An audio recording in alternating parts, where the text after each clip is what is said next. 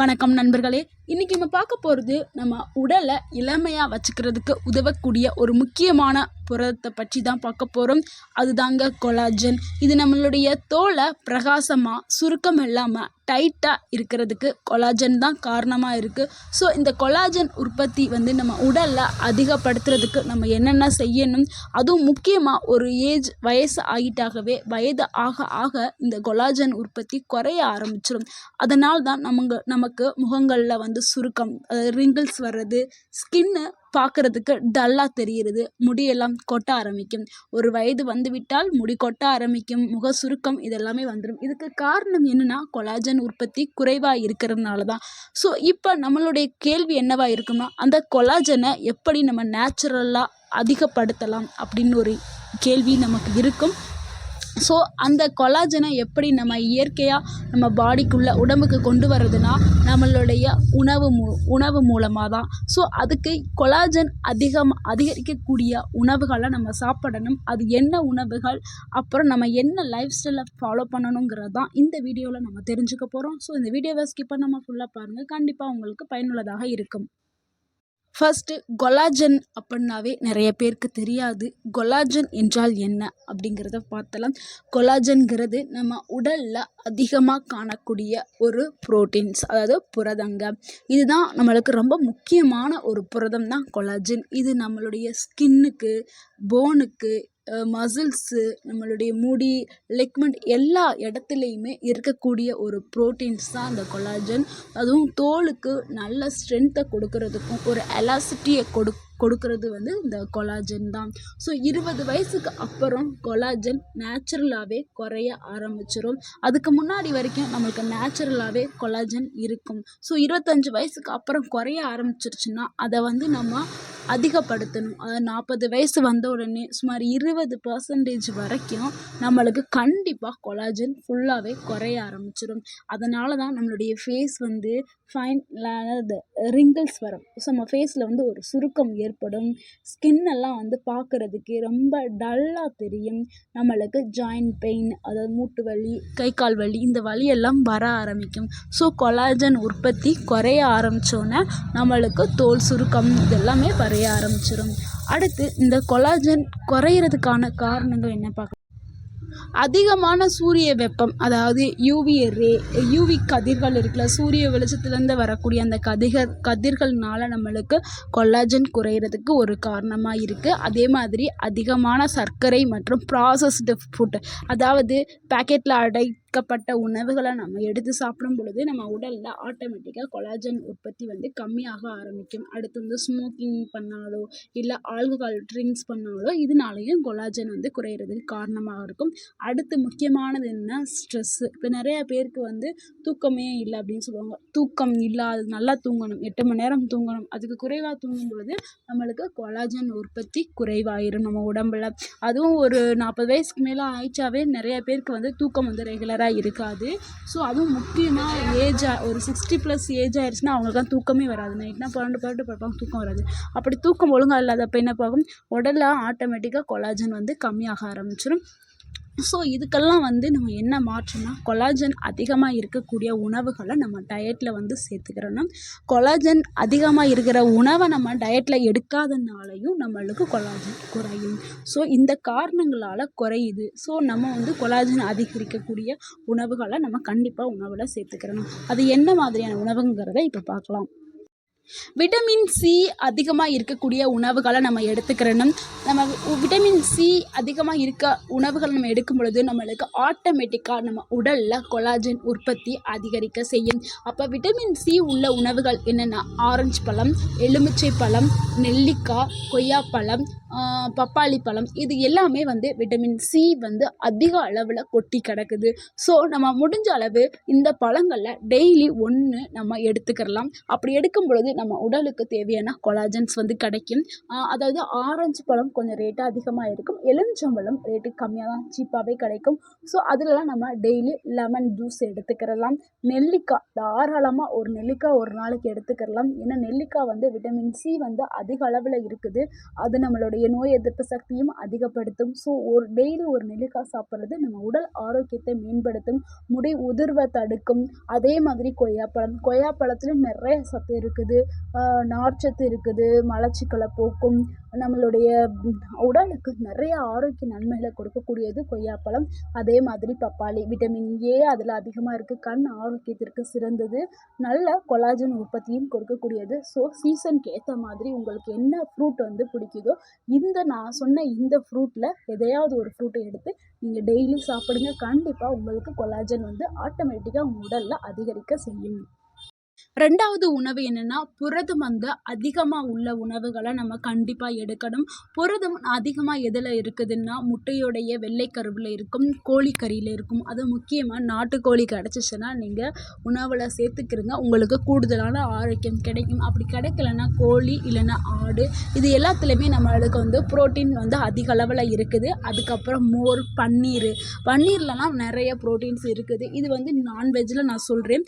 இப்போ எனக்கு வந்து சைவம் தான் நான் சாப்பிடுவேன் அப்படின்னு இருக்கிறவங்க பருப்பு வகைகள் எல்லாமே வந்து ப்ரோட்டீன்ஸ் அதிகம். அதாவது நம்ம பாசிப்பருப்புலலாம் அதிக அளவில் வந்து ப்ரோட்டீன்ஸ் வந்து கொட்டி கிடக்குது. அதுக்கப்புறம் பீன்ஸு, பருப்பு வகையில் துவரம் பருப்பு, பாசிப்பருப்பு, பயறு வகைகள், அதாவது சுண்டல் அப்படி சொல்லுவோம்ல, பட்டாணி சுண்டல், கருப்பு சுண்டல்லாம் வந்து ப்ரோட்டீன்ஸ் நிறையா இருக்குது. அதுக்கப்புறம் சோயா பீன்ஸ்லேயும் ப்ரோட்டீன்ஸ் அதிகமாக இருக்குது. அப்புறம் நட்ஸில் பாதாம், முந்திரி, இது எல்லாத்துலேயுமே வந்து ப்ரோட்டீன்ஸ் அதிக அளவில் இருக்குது. ஸோ முடிஞ்ச அளவுக்கு உங்கள் உணவில் டெய்லியும் ஏதாவது ஒரு ப்ரோட்டீன்ஸை எடுத்துக்கிறீங்க. அதாவது எந்த மூலியமாக எடுத்துக்கலாம்னு, இப்போ பருப்பு வகைன்னா ஒரு நாளைக்கு சாம்பார் வச்சிங்கன்னா அதுக்கு சைடிஷாக வந்து ஏதாவது கூட்டு பொரியல் வைப்போமா, சாம்பாரில் வந்து பயிர் வகைகள் ஆட் பண்ணுவீங்க. ஸோ அது மூலிமா உங்களுக்கு ப்ரோட்டீன் கிடைக்கும்.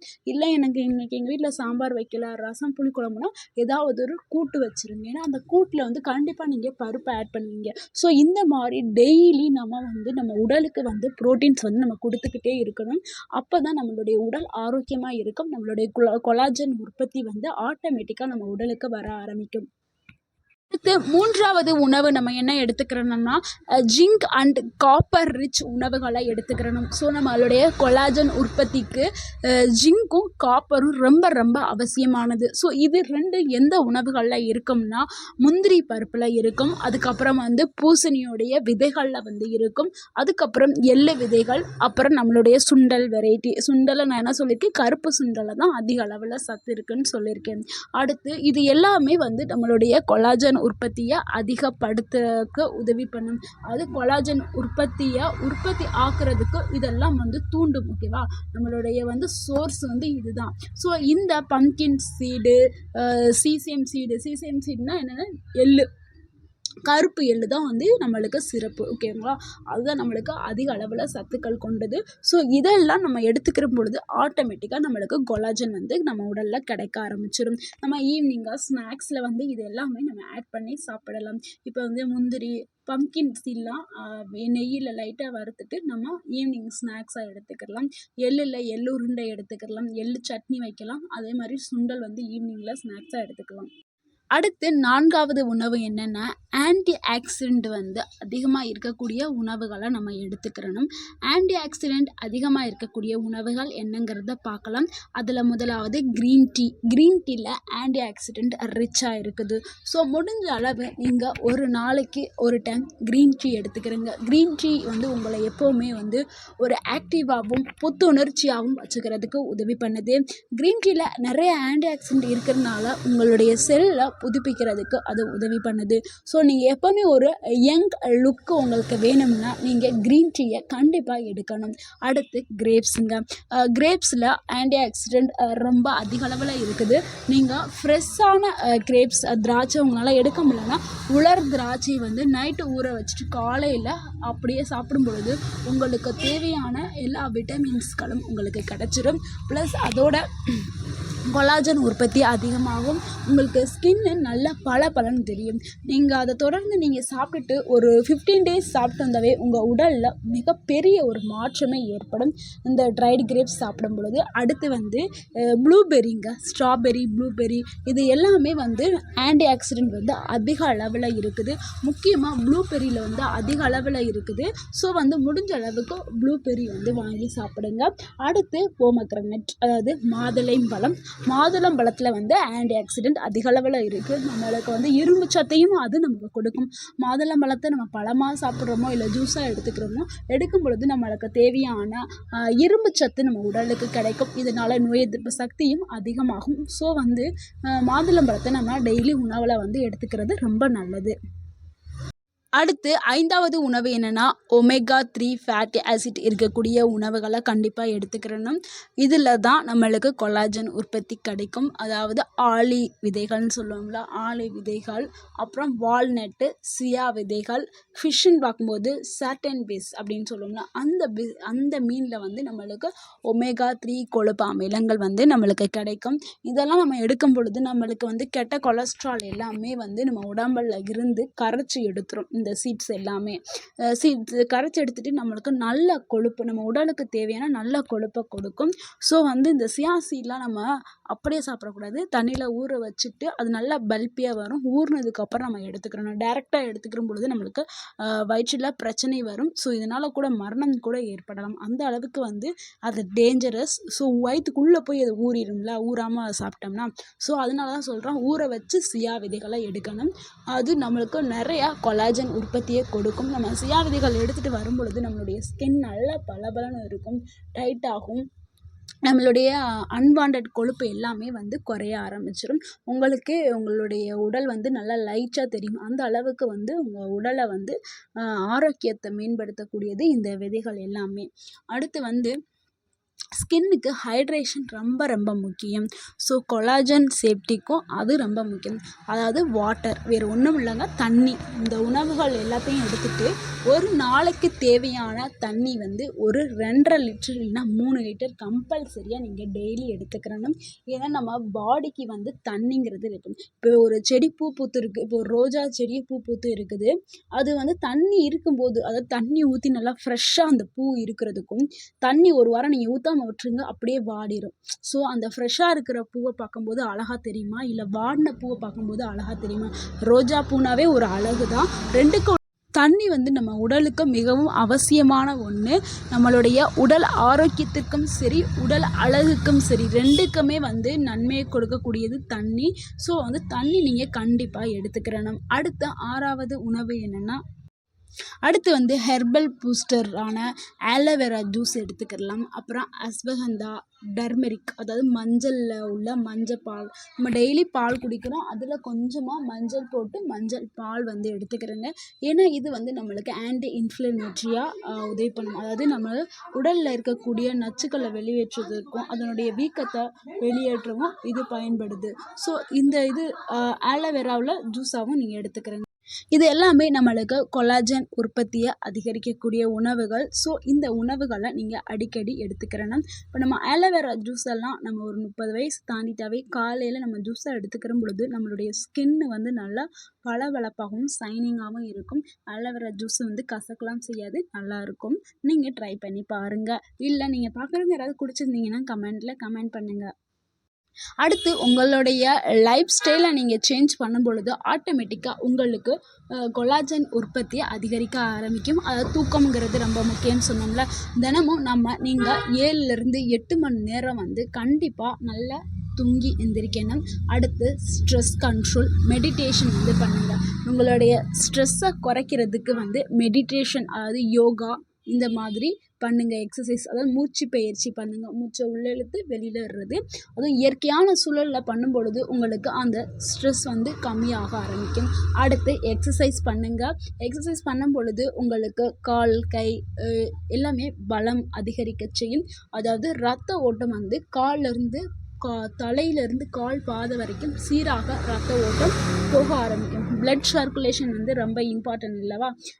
அந்த சர்க்குலேஷன் இல்லைன்னா கால் வலி கை வலிலாம் வலிக்க ஆரம்பிச்சிடும். நீங்கள் எக்ஸசைஸ் பண்ணும் பொழுது உங்களுக்கு அந்த வலி எல்லாமே குறைய ஆரம்பிச்சிடும். அதுக்கப்புறம் சன் ப்ரொடெக்ஷன், அதாவது சன்னில் வெளியில் போகும்பொழுது சன்ஸ்க்ரீனோ நேச்சுரல் ப்ராடக்ட்னா எப்படின்னா வெயிலில் போகும்பொழுது மதியான வெயில் 1 மணி 2 மணி வெயிலெல்லாம் போகும்பொழுது ஒரு கொடையை எடுத்துக்கிட்டு நீங்கள் போங்க. ஸோ வந்து நீங்கள் உங்களை பாதுகாத்துக்கிறணும். அதே மாதிரி வாட்டர், நம்ம ஏற்கனவே சொன்ன மாதிரி தினமும் 2லேருந்து 3 லிட்டர் தண்ணி எடுத்துக்கிறோங்க.